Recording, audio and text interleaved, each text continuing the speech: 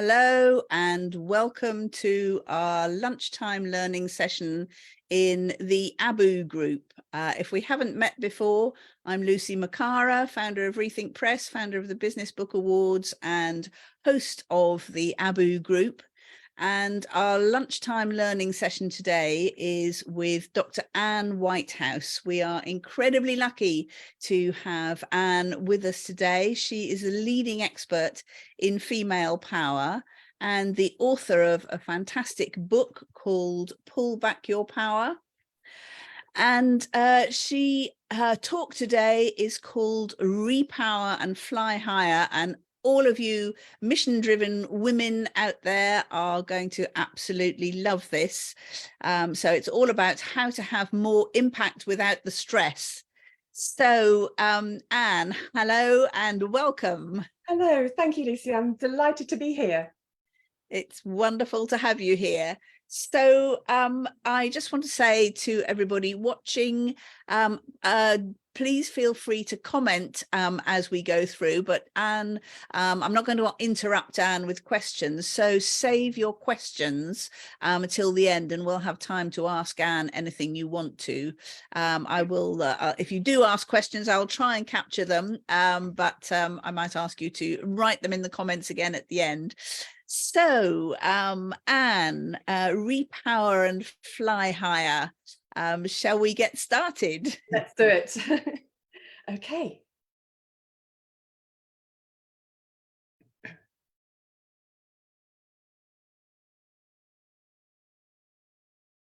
Okay then. So, do you feel that there's something really important for you to bring to the world? Something profound and wonderful. And it's not about material success or recognition, nothing like that. It's so much deeper than that. It's a calling from your heart. It's about making an impact. It's about creating a legacy that can blast through the barriers and transform lives. And it feels like the reason that you are here on the planet. If you're feeling that, you're not alone. So many women are feeling this calling, and there's a reason for that. We are literally the pioneers of a new consciousness, because we're the very first women in history to have both the vision and to have the opportunity and the freedom to put it into practice. So that is incredibly exciting, and it's a fantastic opportunity, but it's not that simple, not that simple at all. So think about it this way. Imagine that you are writing a life-changing book and you know it's going to change lives, but there you are, you know you've got to put out your life story, you've got to put out your feelings, your beliefs, everything that matters to you is going out there to the world. And once it's out there, it's never coming back, and it's going to be judged and it's going to be criticized and you might be attacked. And just thinking about that makes you sick to your stomach. And it feels as if there's this huge brick wall in front of you. You want it desperately, but you just can't take that step. Or maybe your mission is to get further in your career than any woman has before. But you know that when you do that, you're going to get a huge backlash from the status quo. And maybe you're from a family where the expectations of women are very, very different, and there's going to be a backlash from them too. And it feels like one huge weight just dragging you down.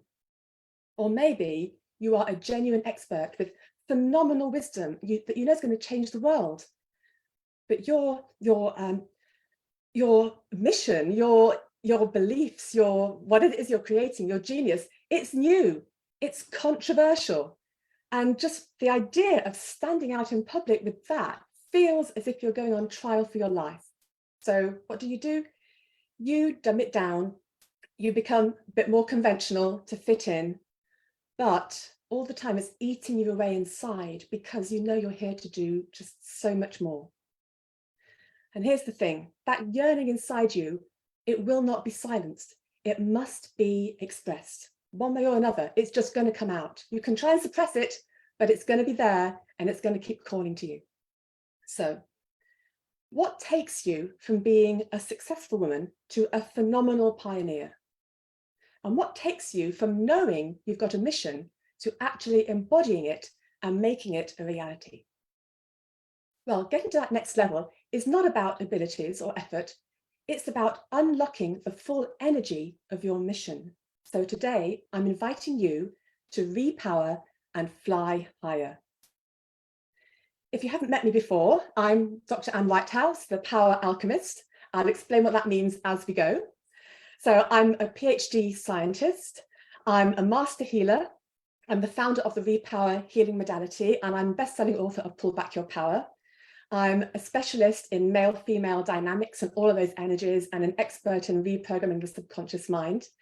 I've had my transformational practice for 20 years now, and I've helped over 1,000 people with my one-to-ones, my group programs, membership courses, workshops, talks, all of that.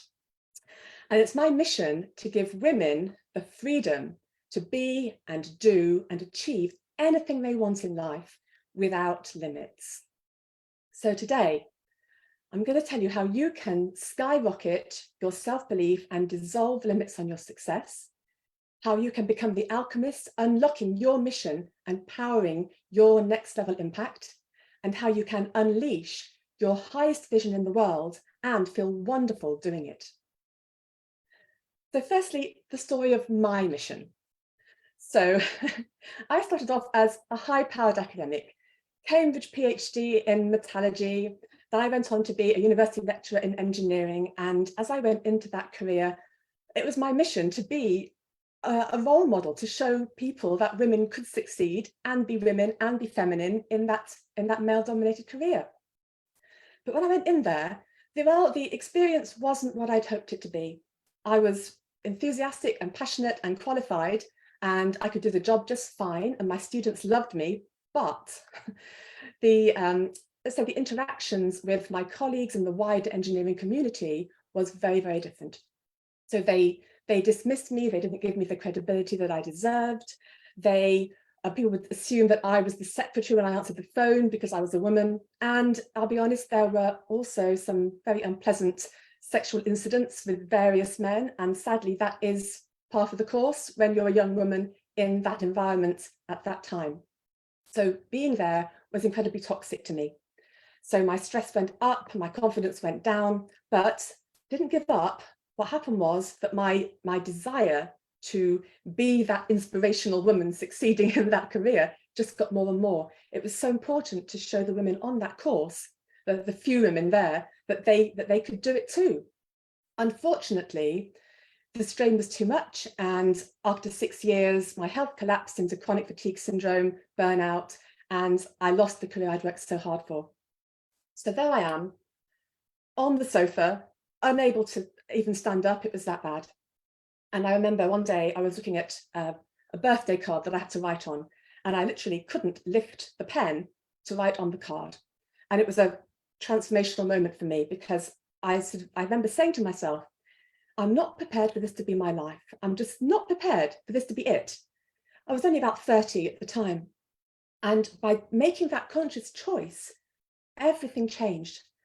Suddenly things began to open up, and it was like a new world, a world of subtle energies, the subconscious mind. And I literally felt as if I'd come home.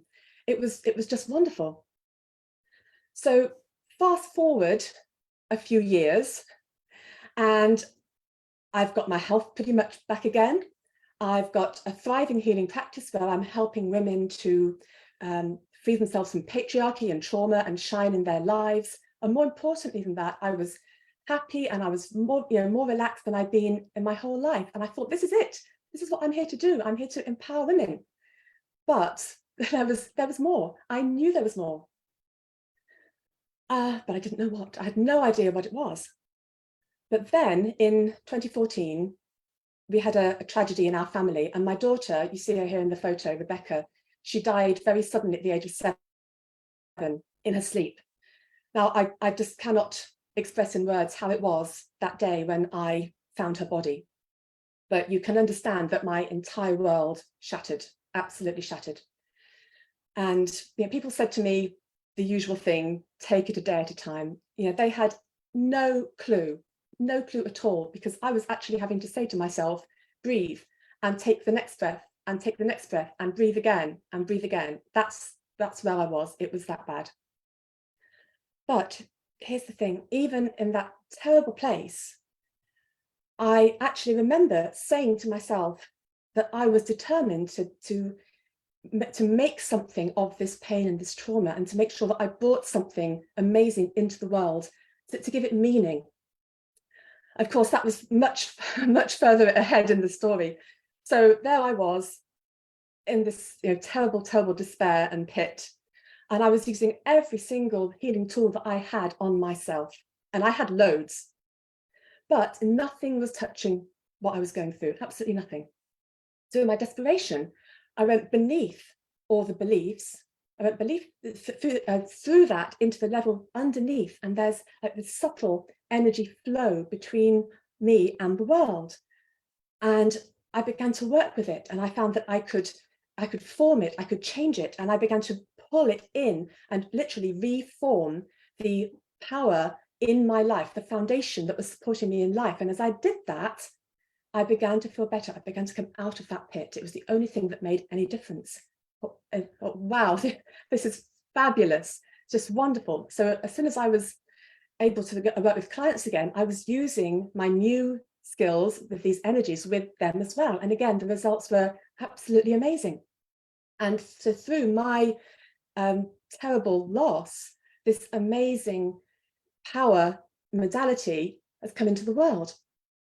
And I realized that my mission was so much bigger, because I could only help a handful of people in person. I could only help a handful of people in my whatever community. And so it became, no, I've got to write the book. I've got to get this knowledge to the people who really, really need it. So that, of course, is how I met Lucy. And Pull Back Your Power was published 5 years after Rebecca died. And what's more, then things opened up more and more and more. I found myself being invited for talks. I had letters coming to me all over the world from women saying how much my book had transformed their lives. I was being interviewed in the media. I was on all the podcasts. It was just astonishing. It was like an exponential expansion in everything. And here's the thing. Did that bring up a whole load of fear and blocks for me? It sure did. Of course it did. But because I now had my REPOWER tools, I was able to deal with that and simply move through it to the next level. So my mission started off as, I want to be a role model for women in science. It moved to, I'm transforming women's lives in my transformational practice. And then it's become, I'm working to change the whole power dynamic of our society and create this new consciousness and the new paradigm. I mean, goodness, if you'd said that to me when I was starting off in science, I wouldn't have believed that it was possible. So that's the current story on my mission. I'll say a little bit more about that later. So what about you? What does it take to unlock the full magnificence of your vision? So women with a big mission invariably have challenging experiences in their past. And so we are like, literally, we're like iron being forged and tempered by the blacksmith of life. Now, this is the metallurgist in me talking. You take iron, which is brittle, it's pretty much useless, and you put it into the furnace and you heat it till it's white hot, and then you bash the living daylights out of it with a hammer, then you plunge it into the cold water, then it's back into the furnace, and you give it this torturous treatment. And at the end of it, what you get is fabulous steel, which can support a wonderful blade. So in exactly the same way, we are being shaped by our experiences, and it brings out the best qualities within us. Some people get crushed by their experiences. If you're listening to me today, you are not one of those. You are being shaped by yours in order to bring something forth. So this tempering, is what we call it, awakens our bigger vision. It expands our gifts. It gives us enormous wisdom. And really importantly, it fuels that fire within us that drives us to make a difference. But to get from vision to reality, we need more. We need energy to power our creations. So let's talk about power for a moment. Power is a word that means many things, and I'm using it in one particular way. So I'm not talking about power as in the power of God. I'm not talking about power as in brain power. I'm not talking about power as in brute force. And I'm not talking about Power as in, I'm an empowered woman, not a victim. So forget all of those definitions, put them on the shelf. I'm talking about this. Power means the energy required to drive the machinery of your life and your creations. So you put petrol in your car to power your car, you put electricity in your computer to drive a computer. And you need subtle energy to power whatever you're creating in the world. So here's you, there's the world. And between you and the world, there is a beautiful and circulating subtle energy. So you are putting out the masculine, the yang energy, which is your work, your time, your energy, your skill. And as it circulates in the world, there's a transformation. And it transforms into the yin, into the feminine, into the receiving. And it flows back to you, and you receive love and appreciation and money, which refuels you, enabling you to then go forward again and put more of your yang energy into the world. So that is powering your creations, and then the world is flowing back to you, repowering you. So let's think about this powering of your creations in a little bit more detail. Think of the world as the motherboard of a computer.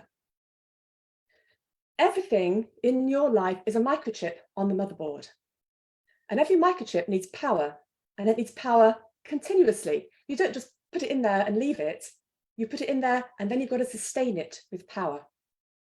So bigger creations need more power. Each challenge you deal with in your life needs more power. And this is really important, doing something new needs much more power than if you are just following other people. So here is you, brilliant woman. Think about what you are needing to power in your life. Everything women have always held. So whatever your domestic situation is, spouse, partner, children, family, other responsibilities. You've got your health, you've got money, fun, all of that stuff. You've got career. We're already way past our ancestors. Then if you've got a mission, you need audience. You need visibility, and it's a very power hungry thing to be in the public eye. You've got to be able to hold that energy no matter what environment you're in. That's enormous. And then you're creating something new, which is literally new patterning in the field, requires even more power. So to hold the energy of a big mission requires a heck of a lot of power. Here's our challenge. Our creations are new. We are literally creating a new consciousness, new patterns in the quantum field. And this requires way more power than anything our ancestors ever needed. Here's what we need. Here's you, here's the world, and an enormous amount of energy to power everything we want to create, and we have to keep on powering. But another problem, when we start out, we very likely do not have enough energy to power our mission. Why not? Because the legacy of disempowerment, which all women share, has deprived us of that foundation. Now, Lucy knows I could talk about this for the next 5 hours without stopping. Don't have time today. If you're fascinated by this, as I am, you'll find it all in my book. But suffice it to say, we do not have that intrinsic support and power that we need. And I can explain it this way. All visionary women are like Olympic ice skaters.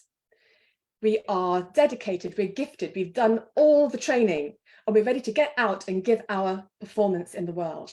But if you take that skater and you say, right, there's your lake, it's got 3 millimeters of ice, off you go. What's going to happen? Either she won't go out at all, or she will venture onto the ice, but she's going to be so stressed that it's going to open up and she's going to go under. But she's going to be tense and distracted and preoccupied with her safety, and there's no way she can give a good performance. On the other hand, when you give the same woman a secure foundation, she feels safe, she can relax, and that's when she is going to give virtuoso performance. And it's exactly the same thing with us.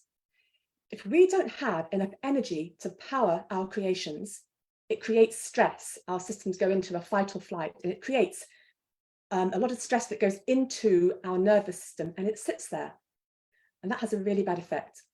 It literally blocks the yin energy. So it blocks the receiving. So we keep on putting stuff out, doing all our hard work, the young into the world, but it gets harder and harder for it to flow back to us.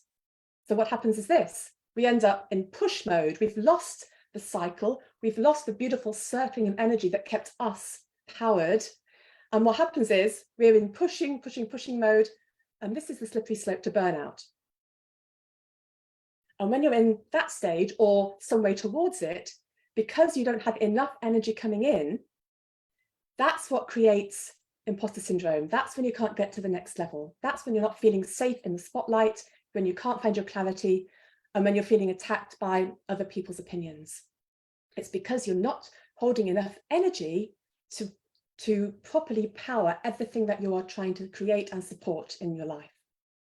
But when you are powered, the old blocks disappear and it becomes easy to stand out, focus on your vision and make it happen.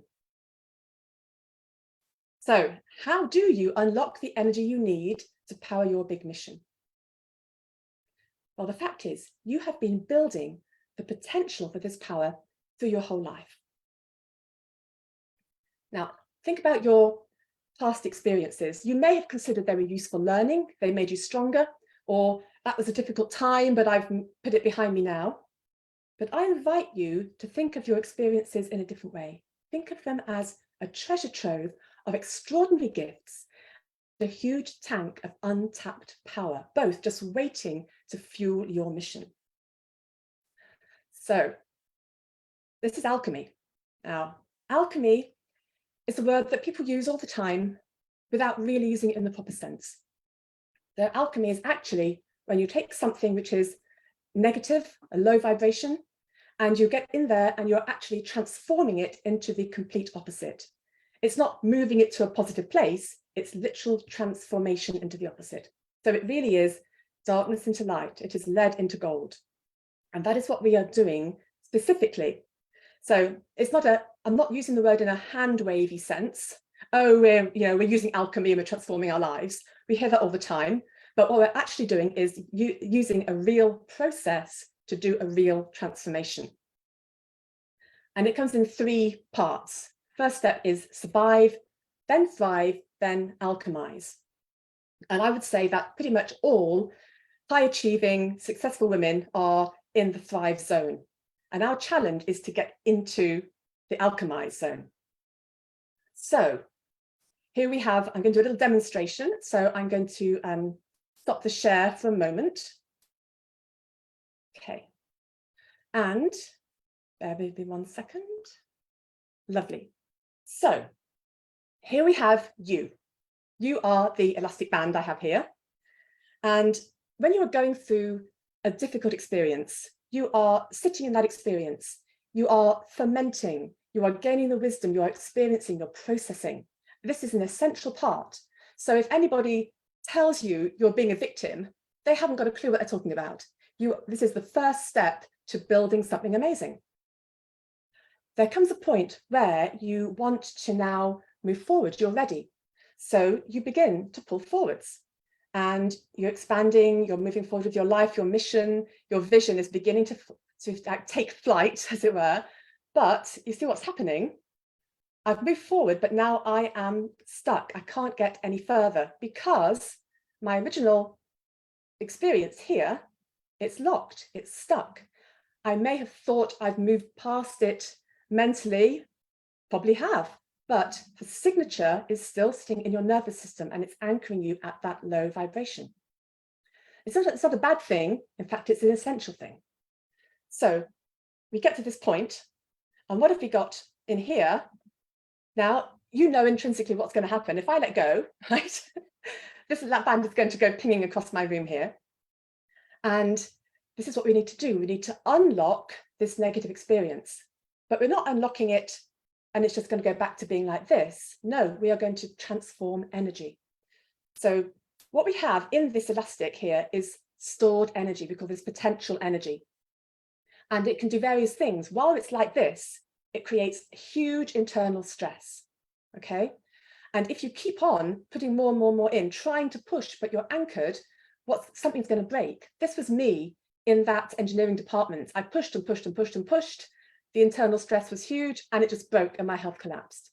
But we can take this elastic energy, and if we then transform it, it's going to go into, oh, it's gone out my window. It's going to go into kinetic energy.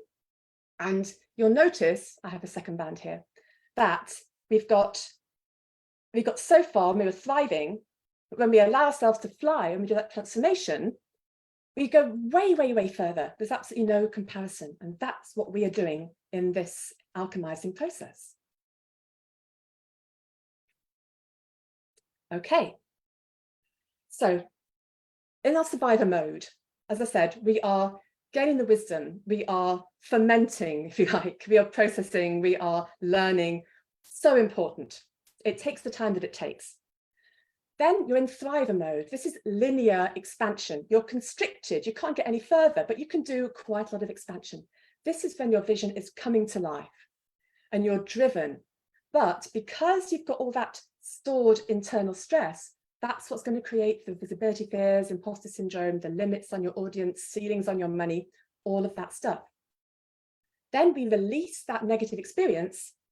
We become the alchemist and then no longer constrained, which means we go into organic expansion, bigger, clearer mission.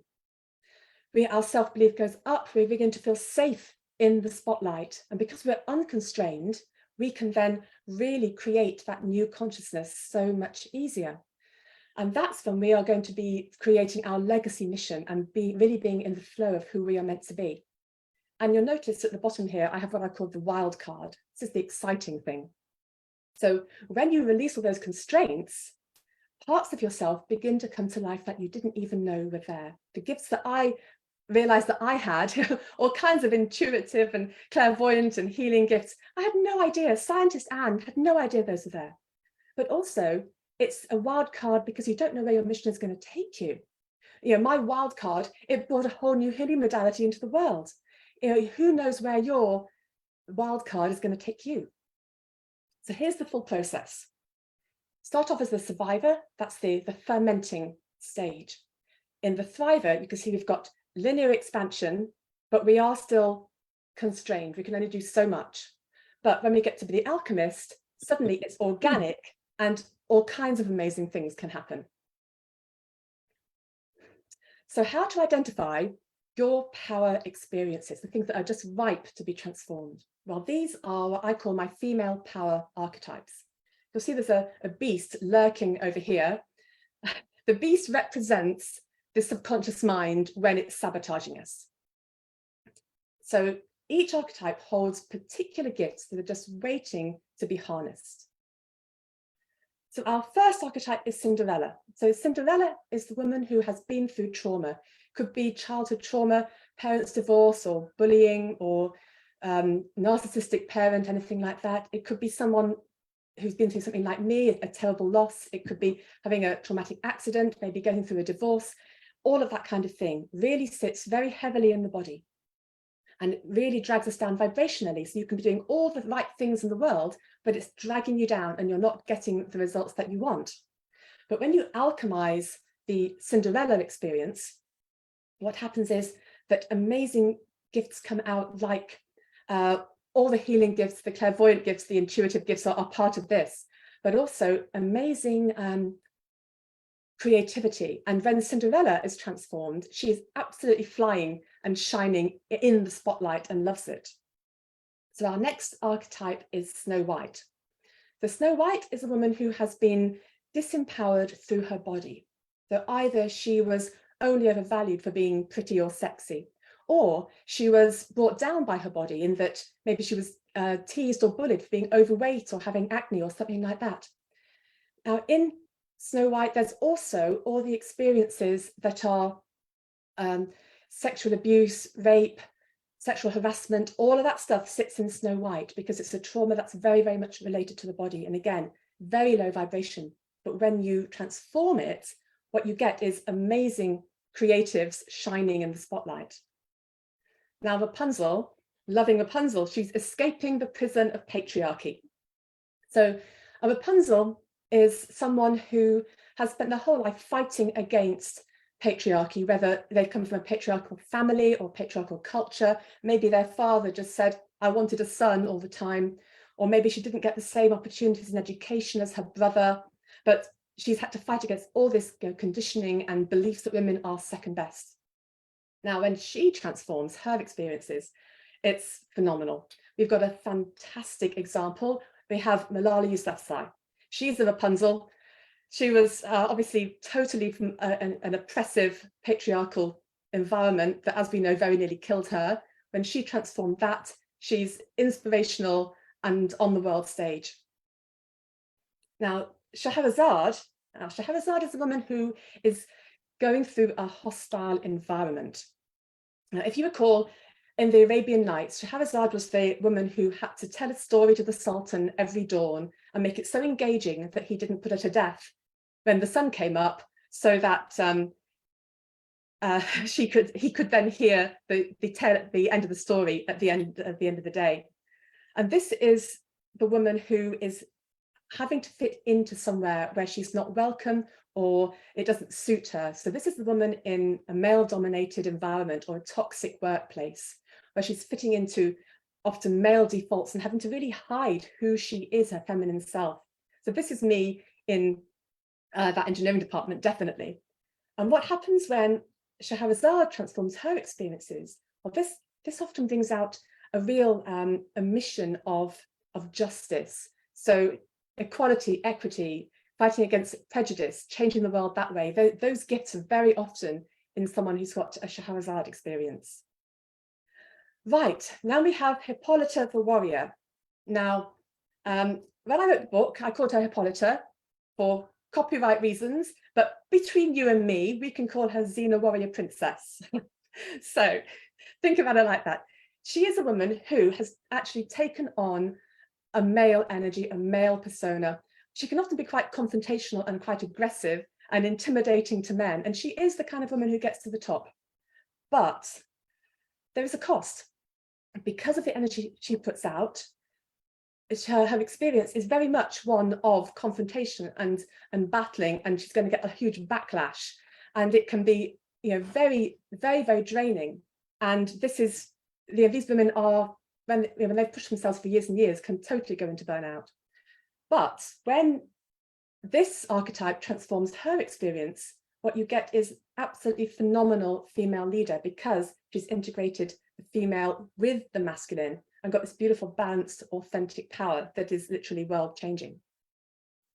So those are the archetypes from our own life experience. Then we have Joan of Arc. This is an archetype we all share. This is the persecution of women who have stepped into their power or powers, have gone up against the status quo, whoever that was, church, state, whatever. And as a result, she's been tortured, she's been put to death. And this is a trauma that sits in the group consciousness, and it still affects us all. You see how female politicians are put down and destroyed far more readily than male ones. This is just Joan of Arc in action today. And it's particularly important for women like us with a mission, because when we get to that point of going out into the world, going out online, into the media, then this flags up. Our subconscious immediately says, you're going to be put to death for this. I've seen so many fantastic women with fabulous missions get to that point, and it just stops them in their tracks. But if you transform that archetype within yourself, you become the most amazing high priestess, literally overseeing the creation of this new consciousness. So those are where your jewels are waiting to be discovered. So we're now going to repower them. So this is how to transform all of that locked potential into actual power that you can use to fuel your mission. So quick reminder, we have our 3 steps: the survivor, thriver, and the alchemist. We've got the potential is seeded, it's growing, and then it's transformed into the energy that we need. If you're in survivor stage, you're not ready for the alchemy. That's okay. Honor your process, set the intention that you'll do it at the right time, get the support you need, and wait, because you will know when the time is right. But then when we're into the thriving mode, we can alchemize that past. So alchemizing the past, got our band here, we are working to release this part, the negative experience, so we can transform that potential energy into the flying. And the idea of what kind of what is included, we are releasing old trauma, reprogramming, lifting the story from our cellular memory, finding the gifts and the lessons, pulling back the lost power, and creating a completely new sort of quantum signature in those experiences to release that negativity. Then we are recreating the present, and this involves healing the nervous system, re-establishing that yin-yang flow to get the energy really nurturing us again. We're building that power foundation. So think about the ice skater. We're building that foundation underneath us. We are changing the power dynamics in our relationships so we can react in a completely different way. And we're creating the energy of our mission. All of this is getting ready for when we are fully embodying the alchemist. At this point, you can create power dynamic as you need it, expand your power foundation as you need it. You've mastered your divine energy flow. You're embodying your pure essence, free of any wounding or conditioning or what you shut down in order to be safe in the past. You're now actually you, and you're embodying your highest mission. And when you have that, that's when your legacy and your impact is just going to fly. And don't forget the wildcard gifts. That's when they're really going to be blossoming. And who knows what direction, what amazing quality that's going to give to your mission. So here's a quick reminder of what we're doing. We've gone into that beautiful organic expansion phase, which is free of being held back. So what about you? And when I say that, I mean, everything I've said so far is very much talking about the world, other people, the mission, making a difference, etc. Well, there's enormous, enormous benefit for you, because when you are freed from those negative tethers in your energy, you are absolutely in flow. You can become aligned with who you are, who you're meant to be, with your soul purpose. And what happens is you kind of light up. There's a flow, there's a grace, there's a harmony, a fulfillment that you never experienced before. I'm speaking here from personal experience, and I've seen it in so many other women I've worked with. You also have like a magnetism, because your mission is sort of radiating from you, and that inner conflict is gone, and it has brings so much joy into your life. And don't forget abundance too, because when all of that is in flow, that of course includes the flow of money, of health, and all the other things that we want for ourselves. So it's a win-win situation. When you are in that alchemist state, and you're literally radiating the highest vibration of your mission in the world, you benefit, people you love benefit, and everyone else benefits too. So a couple of examples for you. So Sarabjit, she was an entrepreneur, and she was completely blocked on being visible and exposed. She would have panic attacks, fumbling her words in interviews, and it was absolutely holding her back. So what we discovered was that she was the epitome of the Joan of Arc archetype, the witch wound, the fact that she was going to be burnt at the stake for being seen to be powerful. And she also had Rapunzel going on, because she was from a very traditional patriarchal family. So when we transformed that, she started flourishing in the spotlight, her business took off. That's all very nice. But then her true mission unlocked. And lo and behold, she's now coordinating an amazing community redevelopment project overseas somewhere. And it's like, whoa, where did that come from? It was all stored inside, waiting to be alchemized. And then there's Rose, who was an actress. Now, she was one of the very first people I worked with in this kind of way. So she wasn't getting paid, but she was fabulous. She was getting awards, but she wasn't getting the real thing that she wanted. And basically, we found that she had got Snow White going on, because there had been abuse as a child from her stepfather, and also more recently Scheherazade, because the theatre environment is very much a boys' club, and so it could be quite toxic for women. So both those things were working against her. And remember I said Snow White's very much in the body because it's like a sexual abuse thing. So that absolutely shows to the world, it says, I'm worth nothing, while that is locked. When we transform that, fantastic. Within 6 months, she actually got a major part in a movie, full red carpet experience. She's getting paid handsomely now, of course, and fulfilling her dreams. And obviously, I'm not going to tell you who she actually is, but suffice it to say, you will see her on our screens in the UK, definitely. So that gives you some ideas of this, the alchemy and what the wild card brings. So you may ask, well, can't this happen just by itself? The answer is yes, to some extent. But more often than not, it just doesn't go to completion, and it usually takes many years. It's much better to purposely alchemize your life with intention of harnessing everything. Because I don't know about you, I'm not patient.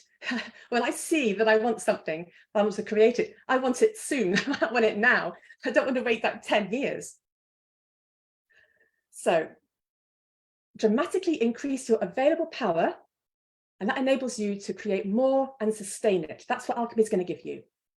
It provides the inspiration for your highest gifts and gives clarity on direction when you may have been sort of scrabbling around, having no idea where you were going before. And this is probably the even most important thing. It makes it safe and natural to fly high. It says you, the world, the mission, plenty of energy. As for my mission, yes, it's still expanding. The next book, REPOWER for Men, is well underway. I have another 6 in my mind waiting to be written when I've got the time. And who knows where it's going to go after that. You know, there are no limits, and that's the whole point. So I'd like to quickly get you started today, if I can. So remember this. This is the alchemizing the past, beginning to unlock your negative experiences. And I'm going to help you with pulling back the lost power and releasing old trauma. So I've got a free gift for you. This is an audio that's going to take you through my signature process of pulling back your power from the people and events in your past. The links will all be underneath the recording. And then I've also got a special offer. One of my most popular healings is REPOWER from Trauma, which starts to lift the energy signatures out of your body, out of your nervous system. So that's an MP3, beautiful and relaxing. The full price is £47, but I've got a special offer of just £25 for ABOO members here until July the 1st. Again, the discount code, everything will be in the comments. And coming soon, Power Alchemy Mastermind. So I'm actually going to be taking a small number of women through this whole process. I'm so excited about it. That's going to be probably this autumn. So if you would like to join me, or if you are tempted or would like to find out more about that, there's a waiting list, and if you just sign up for that, then you'll be the first to know when this is all ready. So in addition to that, if you feel that you are somebody who is ready for that really deep work and you're wanting the one-to-one, you can message me directly. I offer a free 30-minute exploratory call, and we can see if you would be a good candidate for that. I've also got membership, courses, all kinds of price points. And if you want a talk or a workshop for your organization or your school or anything, do get in touch. Everything is at feminineconfidence.com. And of course, there's the book. If you've got a book inside you, I advise you to write it. Pull Back Your Power, which you can get on Amazon or Audible. And I cannot tell you how writing that catapulted me to the next level in my mission. So I just want to leave you with a few words. The world needs your mission. But to make it a reality, you need more than what's in your heart. You need to unlock your full power to power that mission in the world. Because while your past is locked, it's going to hold you back. It's restraining you. But when you alchemize it, you're releasing all that potential energy, and that is what's going to fuel you so you can fly as high as you choose and feel wonderful as you do it. So unlock the treasure within, alchemize your power, and shine as the inspirational woman you were born to be.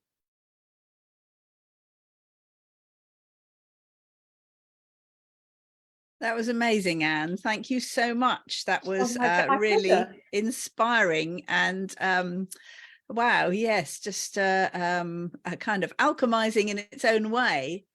There's a couple of questions that have been put in while you've been speaking. So people are saying fantastic. Madia says that she is aware that stressful periods lead to a decrease in yin, and this has been measured by Chinese doctors. So I just wanted to kind of ask you about I mean, you're a scientist, and yet some of this sounds quite, what should I say, non-scientific in some ways.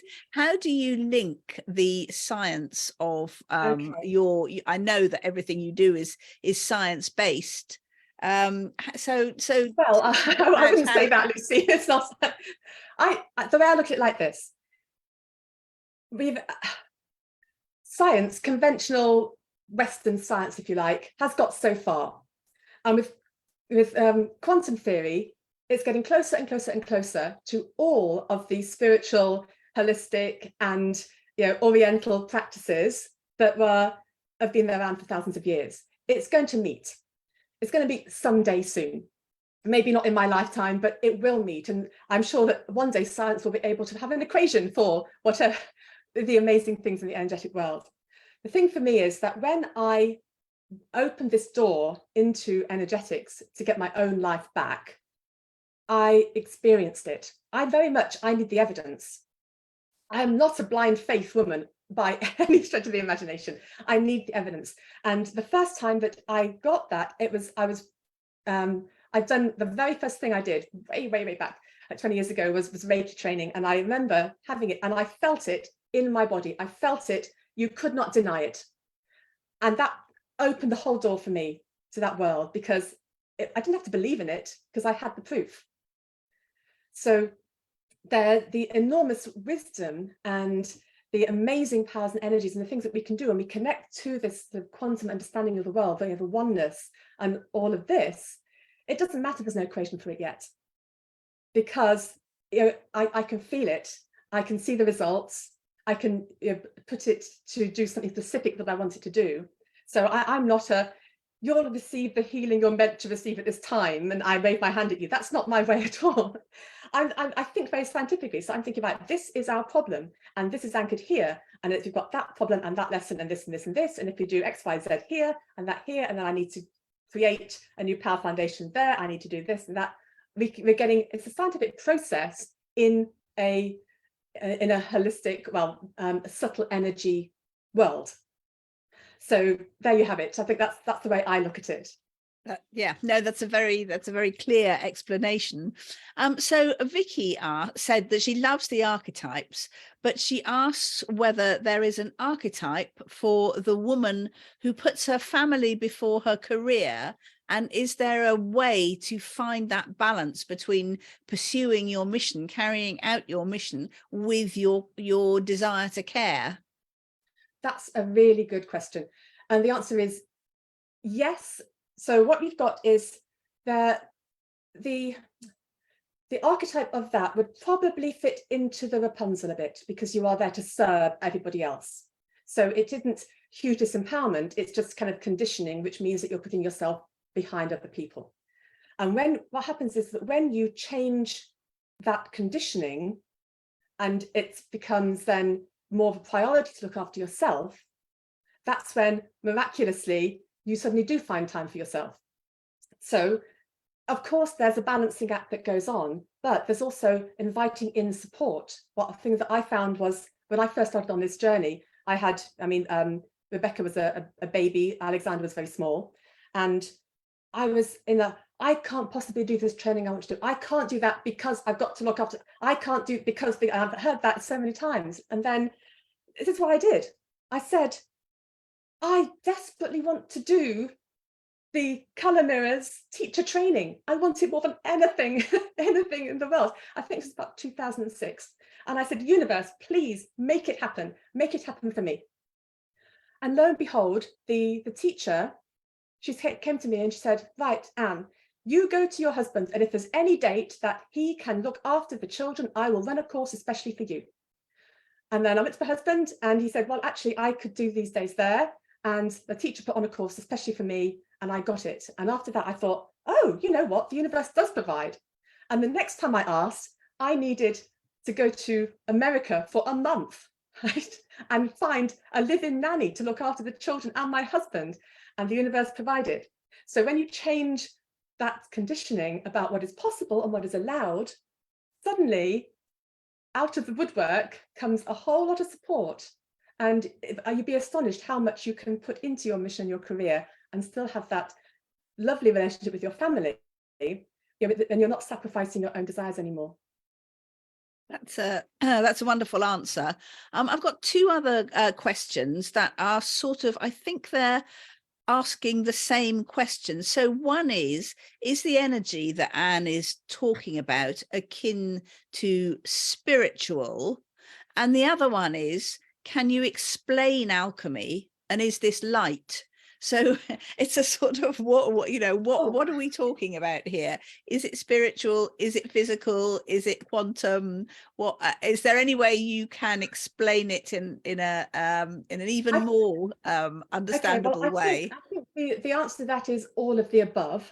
Right. Not spiritual, as in we're not talking about linked with any god or religion or angel or anything. It's not like that. More think about the quantum reality as a soup of probability. If you go within what looks solid and you go within the atom, and then you've got the subatomic particles, beyond that you've got probability and nothing else. So within that, everything is possible. So we are connecting to that. We can give instructions. There's the famous double slit experiment from the 20th century that was the start of quantum physics, where a particle can be a particle or a wave, depending on whether you're looking at it or not. The observer affects the quantum reality, blows the mind, but it does. So we can, within that energy of probability, we can make changes. And you can perceive that in different ways. Somebody will be perceiving it as a spiritual energy, and I've asked the angel to do X, Y, and Z. Somebody else be saying, right, I'm in the quantum matrix and I'm building a pattern, and that's becoming reality. And so the alchemy, we've got this transformation. And I do think about things, as you can tell, in a very scientific kind of engineering way, potential energy, kinetic energy, powering, but it makes it really helpful to understand. It's not hand wavy. You say, right, if I need to power a mission that is this big, I need this much power. Have I got the energy? No, I haven't. Where you reckon I get it from? I need to harness it from somewhere else. And you can think about the stress within you, like, which is being held this negativity. And if you release that, you can't destroy energy, it can only transform. So if you release it and direct it with intention and do a few other things as well, you're going to get it going in the direction you want and giving you the result that you want. So that's the alchemy. Did that answer the question?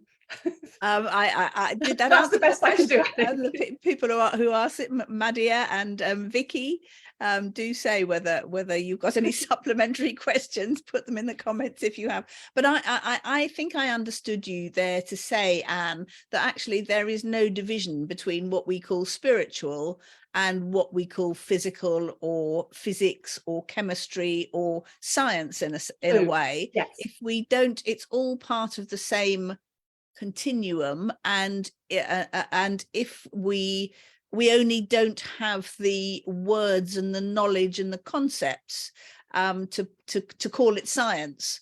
I mean, that's why we don't call things science. We call them spiritual or sort of psychical or whatever, when we do not know the science behind them. But actually, as we learn more science, it all becomes part of the same thing. That's exactly it. And the thing is that all the spiritual side of it, that always has been, everything is one, all is one. And if all is one, all is connected. And if all is one and all is connected, then you can influence other things because you're connected, and you can't destroy energy. It can be transformed, but you can direct that because your consciousness is making the patterns in that oneness. Go to the science side. What have you got? You've got quantum reality. All is one. It's the same thing. It's just coming at it at a completely different angle. And there are many angles to come into it, but then it comes down to it. All is one. We have the quantum field. It is the oneness. You could call it source if you like. You could call it quantum fields of infinite probability. It's the same thing. Right. I think that's very clear. So Anne, we have a question from Shireen, who says, how do you work with people, Anne? Is it like therapy whereby they talk to you and you listen, or what? What a great question. Okay, so there are various levels.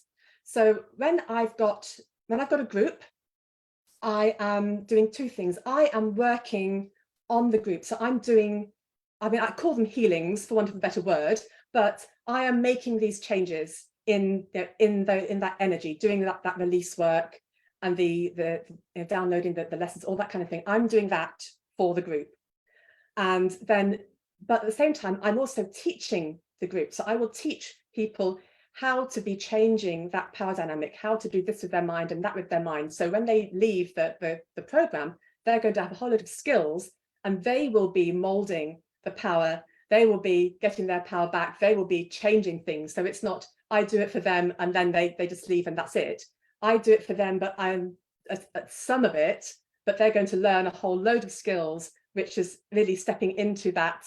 Well, actually, I am a woman with powers. I can change the world as I go, which is what I want. I wanted not to do stuff for people, but I wanted to give people the knowledge of the power that they already have to make these changes.